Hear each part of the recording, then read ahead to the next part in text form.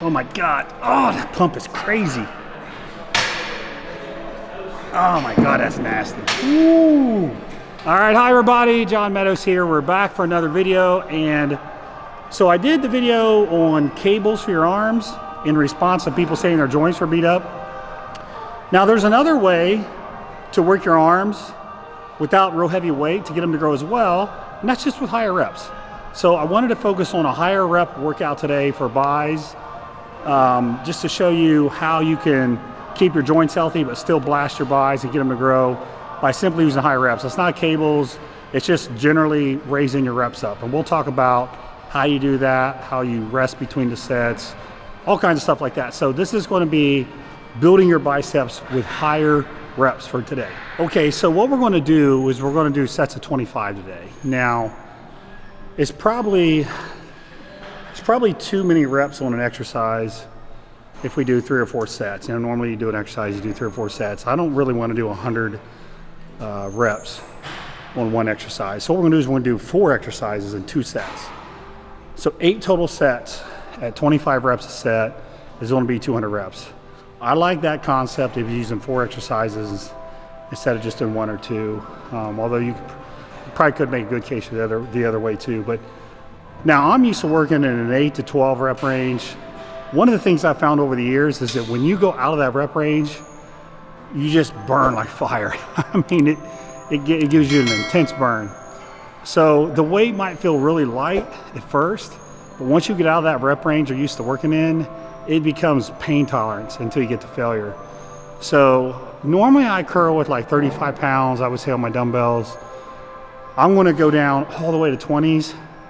Now, I've already done 1 set, and I can tell you when I got to like 13 or 14, it just was a blowtorch. It hurt so bad.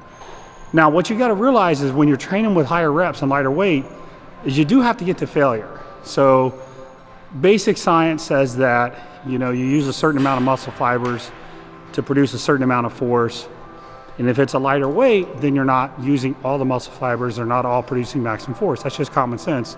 But as you fatigue, you call more muscle fibers into play.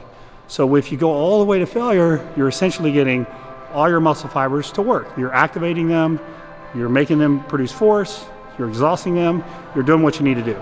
So the biggest key with bumping your reps up to like this, up like this to 20, 25 reps in this case, is that 25th rep should be around failure. All right, it's much more important to approach failure on these higher rep sets. Also, that should tell you that 8 sets of this is going to be really hard, so let's see what happens. Okay, second exercise was a spider curl. I can't even tell you how bad that burns. So I did my first set 40, but honestly, when I got to like 16, 17 reps, I couldn't do any more. So the reps got real sloppy. So I actually had to go down to 30 pounds. And once I got out of that kind of 12 rep range, it just was straight fire. I got a maximum pump. I hear people talk about how maybe the pump's so bad they can't even train. That's kind of how I feel right now. The pump is so crazy in my biceps, I can't even hardly bend my arms. So 2 sets of 25 on a spider curl. So just a couple key points here. I like to go behind my head on a spider curl. I don't see too many people doing that, but I like to do that. It just adds a little bit more range of motion. And then, so if you've never done a spider curl, it's just simply using the flat part of a preacher bench. You could get creative and you could figure out other ways to do it, but basically you want your arms hanging straight down. And then as far as grip, whether you use close, wide, whatever is comfortable in your wrist, whatever you feel comfortable, there's no right or wrong way. What's funny too is when you get tired at the bottom, like when you rest, it makes it even worse because you're sitting there in a stretch position. So there's really not much you can do here to kind of cheat and get more reps. You're just going to feel intense pain. So get ready for some pain on this one. All right, next up is, this is my favorite, one of my favorite 2 exercises for biceps. It's also brachialis because you have that neutral grip.